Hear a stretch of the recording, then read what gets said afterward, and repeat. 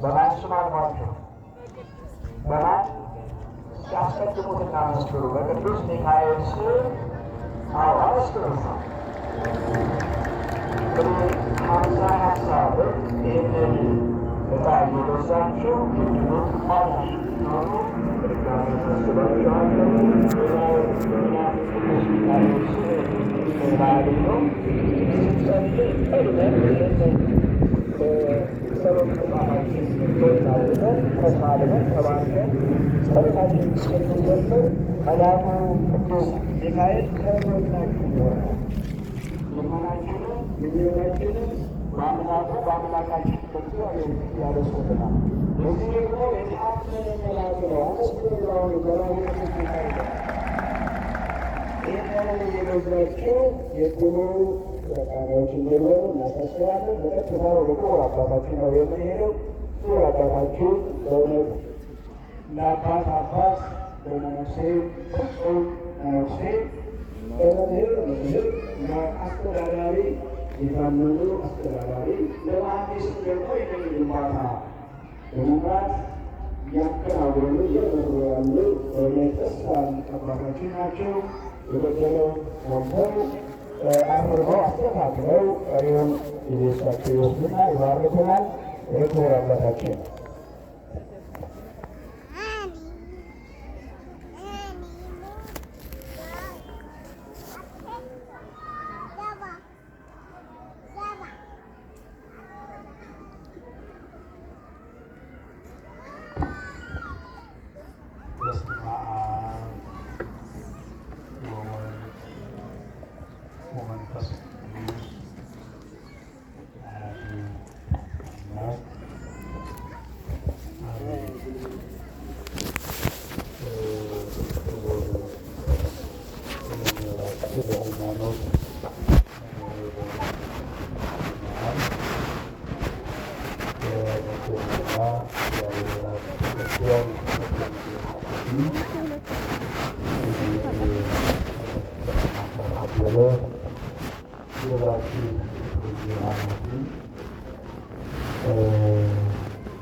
ቤተክርስቲያን አበው ካህናት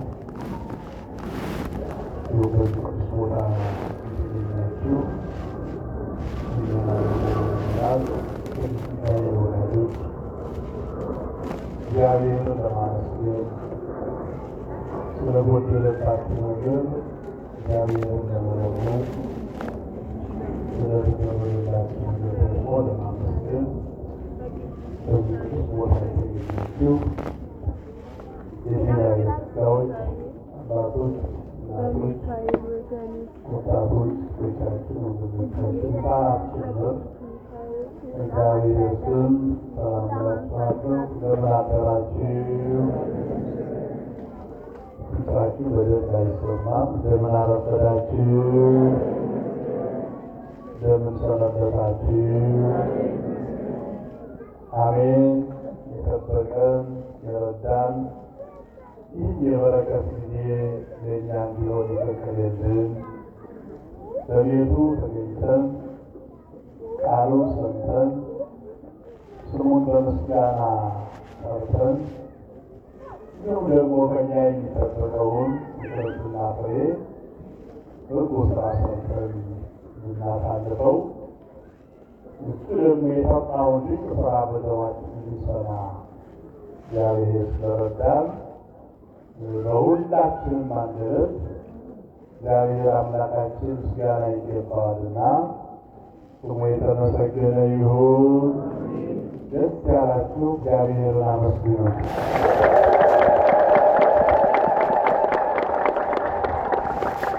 እንደው በእውነቱ ያው እግዚአብሔርን ማመስገን ስራችን ስለሆነ ነው። አመስግኑት አመስግኑት አመስግኑት የምንል አሁን ምሕረቱ የክርስቲያን ስራው እግዚአብሔርን ማመስገን ነው። የተፈጠረበት ዓላማ እሱ ነው።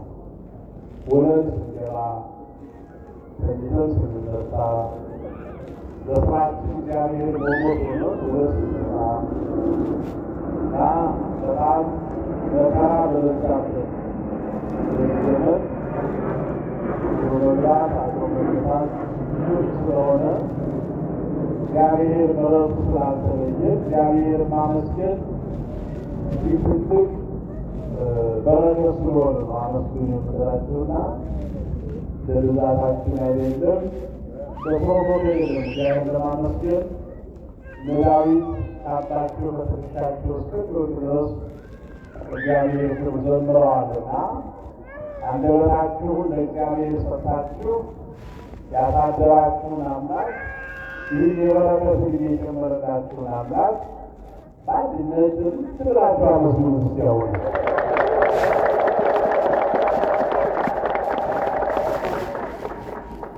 እግዚአብሔር ይመስገን። እስኪ እጃችሁ ሳይጨመርበት አንደበታችሁ ብቻ ያመስግኑ።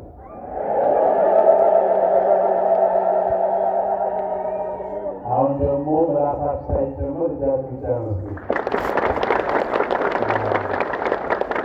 ይህ ሁሉ ለማን ክብር ነው? ለማን ክብር ነው? ይህ ሁሉ እልልታን የሚያውቅ ሕዝብ ምስጉን ነው ይላል። እልልታ ለእግዚአብሔር እጆቹን የምስጋና መሥዋዕት አድርጎ የሚያቀርብ ሕዝብ ምስጉን ነው ይላል እና እግዚአብሔር ሁላችንን ይባርከን። ይህ ዛሬ ጉባኤያችን ጅማሬ ነው። ያው በዚህ መልኩ በእውነቱ ከትናንት ጠዋት ጀምረው ልጆቻችን የምታይ ወላጆች ይህን የምታዩትን ስቴጅ እዚህ ውለው ረሃቡ ሳይሰማቸው ሙሉ ተብሎ ማታ 2 ሰዓት ነው ወደ ቤታቸው የገቡ። የካስፋ አካባቢ ቆማርያም የሚባል ቦታ ስለሚታወቁት ወጣቶች ናቸው የሚሰሩትን እዚሁ ውለው ማታ ነው አሁን ብዙ ነው ያሉ ናቸው መጥተው እና እንዲህ ያሳመሩልን። ዛሬ ጠዋት ሚካኤልን አስገንበት ማታም ጉባኤ ተመረንበት። ነገ ደግሞ በቀጠሯችን መሰረት ታኅሳስ 13 ቀን በዕለተ እሑድ ከቅዳሴ በኋላ እንግዲህ ዋናው ፕሮግራማችን ነገ ነው። የሕንፃ ቤተ መቅደስ ሁሉም በየአቅሙ ቃል የሚገባበት የቅዱስ ሚካኤል ወዳጆች ብዙ ሰዎች ጠርተናል። ገንዘብ የሚሰጡ ብቻ ሳይሆን በጎ ሀሳብ ያላቸው እውቀት ያላቸው ለእግዚአብሔር ቤት የቀና ልብ ያላቸው ሰዎች ጠርተናል። እንግዲህ ለእግዚአብሔር ፈቃድ ይገኛሉ። አገልጋዮቻችን እዚያ ላይ የምታዩዋቸው አንዱ ምክንያት ዛሬ መጥተዋል። ሌሎቹ እንዳሉ አርቲስቶች ሁሉም ነገ ነው የሚገኙ። ነገ ከቅዳሴው ከ2 ሰዓት በኋላ 2 ሰዓት ላይ ያው የመንፈስ መጋመራቱ ሲጀምር እነዚህ ሁሉ አገልጋዮቻችን ይገኛሉ። ዝማሬ እንዘምራለን፣ ትምህርተ ወንጌል እንሰማለን። እዚያ መጨረሻ ላይ እንደምንችለው አግኝተን ይህ ቤተ መቅደስ አሁን እንደምታዩት የጣሪያው ቅርጽ ተሰርቷል። በወዲያ በኩል ሳንቱን አይታችሁ ከሆነ ከላዩ ተነጥፎ የጣሪያው ቅርጽ ምን እንደሚመስል ባለሙያዎች አስተያየት የሚሰጡበት 3 ቀን ያህል ሳምፕሉ ተሰርቶ ባለሙያዎቹ አስተያየት የሚሰጡበት አሳልፈውታል ማለት ደስ ይበላችሁ። ሲያመስግኑ ይህ ቤተክርስቲያን መስራት ማለት ይበላል ለትውልድ የሚተላለፍ ቢያንስ 100 ዓመት ከዚያም በላይ የሚቆይ ስለሆነ የባለሙያዎቹ የሀሳብ አስተዋጽኦ ያስፈልጋል። በአንድ ሰው በሁለት ሰው ሊሰራ ነው ይችላል። ባለሙያዎች አሉ። የሚገባችሁ ደግሞ ሁሉም ባለሙያዎች አርኪቴክቱ፣ ኮንትራክተር፣ መሀንዲሱ፣ ሌሎችም መሀንዲሶች ይህ ቤተክርስቲያን የሚያገለግሉት በክፍያ ሳይሆን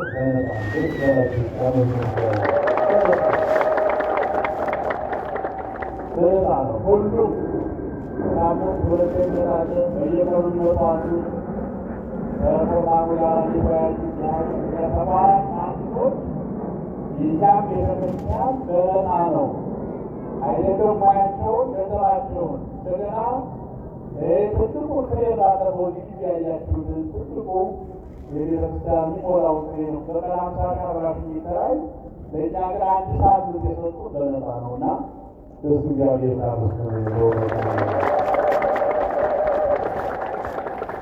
እግዚአብሔር ለእነዚህ ሰዎች ሁሉ ይህን አደና ይስጥልን። ትዳራቸውን ኑሯቸውን፣ የዕለት ተዕለት እንቅስቃሴያቸውን፣ እግዚአብሔርን የሚያገለግሉበትን ተግባራቸውን ሁሉ እግዚአብሔር በማያልፈው በረከቱ ይባርክልን። ስለዚህ ነገር ይህንን ቤተ መቅደስ እስከ ትንሣኤ ድረስ ነው ያለው። የኮሚቴው ዕቅድ እስከ ትንሣኤ ድረስ የጣሪያውን ኮንክሪት ሞልተን ዶሙን ፖል እናወጣለን ነው። እስከ ሰኔማ ዶሙን ሁሉ ጨራርሰን እንወርዳለን የሚል ነው ዕቅዳችን። እናንተ ምንድን የቅዱስ ሚካኤል ወዳጆች ምንድን አሁን እንደምታዩት ጊዜው ነገሮች ሁሉ ሰማይ ናቸው። ጥፍ ነው የምንለው ማተሪያል ብር አገኘን ብንል ወደ ገበያው ስንወጣ ገበያ ያለው ነገር ሰማይ ስለሆነ ወዳችንና ገበያችን ስላልተመጣጠነ ነው። እስካሁን መሰረት የምንችልበት ደረጃ ነበር። እንግዲህ በሁለት ዓመት አለፈ፣ ወደ 3 ዓመት እየተጠጋን ነው። አጀማመራችን በጣም ጥሩ ሁኔታ ነው። ቤተክርስቲያናት 14 ዓመት 15 ዓመት 10 ዓመት ናቸው። አሁን የምታዩዋቸው ለመጥቃት የተቃረቡት እነዚህ ሚካኤል ወደ 16 ዓመታቸው ነው ተጀመሩ። እኛ ግን ሙሉ ለሙሉ በ5 ዓመታችን ጨራርሰን አስመርቀን ለአገልግሎት እናበቃለን ብለን የተነሳ ነው። ከሁለት ዓመታትን ጨራርሰን በያዝነው ዕቅድ መሰረት ስለሚጨርስ ሙሉ ሁኔታችን ማግዘን አይሰማም። ማን ያግዘን? እግዚአብሔር ያግዘናል። እናንተም ይሆናል በምትሉት ታግዛላችሁ። ስለዚህ ነገር ምሳሌ ተመልክት ማይከራል ግን የበረከት ላይ መስራት ነው። ተቋም ይጀምራል። እናንተ ያላችሁት ምናላችሁ ዛሬ ያልተገኙ ነገ ይመጣሉ። በጋራ ሆነ ለመምህራን ተለፍ ሌሎችን ለመምህር ይገባሉ። ሰምተን እኛ እግዚአብሔርን እያስተማርን ቤቱ ስሩ ነው።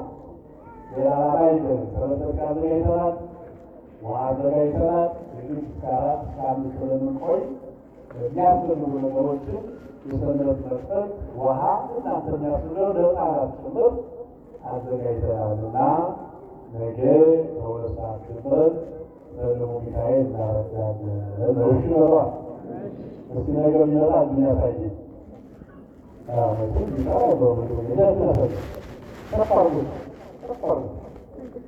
አመስግኑበት እግዚአብሔር። ስለዚህ ነገ ታኅሳስ 13 ማድረጋችን ምሩ ቅዱስ ሚካኤል ጊዜ ነው ማለት ነው። በዚህ ልክ ሀሳቡን ነው ማሳስበው። ሌላው ከዚህ ጋር ተያይዞ አጋዥ እንዲሆኑ የታተሙ ናቸው። ይሄ በጣም የሚወጣበት የዕጣው አይነት ያልተቀመጠው ቀደም ብለን ስላሳሰብ ነው እና ኮሚቴው በቃለቢያ ውስጥ ነው ስለያዘው አንደኛ ዕጣ አውጣው ሲወጣ አንደኛ፣ ሁለተኛ፣ ሶስተኛ ስለሚወጣ በዚያ ነው ልዩ አንደኛ ዕጣ 40 ኢንች ቴሌቪዥን 40 ኢንች በተወሰደው ግን 40 ኢንች ነው ያለው። ሁለተኛው 80 በጣም ቅዱስና ትልቁ የቅዱስ ሚካኤል ነው። ሶስተኛው ደግሞ ያው ክርስቶስ ጌታችን ቀናችሁ ለማሰብ የውሃ ማጣሪያ ነው ኮሚቴ የወሰነው። ስለዚህ ካቸው ነገሮች ይዘጋጃሉ። ከሁሉ ግን የሚበልጠው መጽሐፍ ቅዱስና የቅዱስ ሚካኤል ነው ማለት ነው። ስለዚህ የአንደኛ ላይ ማስቀመጥ የነበረብን እሱ ነው። እንግዲህ የኛው አነጋገር ስለሆነ በተያያዙት ስለዚህ እነዚህ ዕጣዎች የሚወጡት ምናልባት ትምህርት ቀድሞ ካለፈ ከዚያ ወዲህ እናወጣለን። ግን የመጨረሻ ብለን የያዝነው ጥር 12 ቀን የቃና ዘገሊላ ዕለት ታቦቱ መጥቶ አውደ ምሕረቱ በቆመበት ጊዜ ዕጣው ይወጣል ማለት ነው። ሰማችኋል አይደል? ዛሬ ተቆርጦ ዛሬ የሚወጣ ሳይሆን ከቃና ድረስ ምክንያቱም ወደ 280 አካባቢ ቲኬቶች ይኖሩናል በፍሬ በቅጠር ማለት ነው። ወደ 200 ወደ 300 ሊጠጉ ይችላሉ። እንደዚህ ሲጣራ እነዚህ 50 ብር ሲጨርስ ለዕጣው ወደ 300 ሺህ ያክል እናገኝ እንችላለን በያዝነው ዕቅድ መሰረት። ትልቅ ግባት ነው 300 ምናምን ብዙ ሲሚንቶ ከሆነ ሲሚንቶ ቀይሮ ብዙ ጊዜ ይገዛሉ።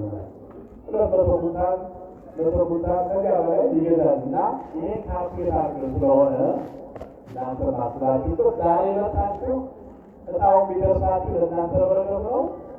እንደገና የምትሰሩት ነገር ደግሞ ለቤቱ ስለሆነ በሁለት በአንድ ድንጋይ ሁለት ወፍ ስለሆነ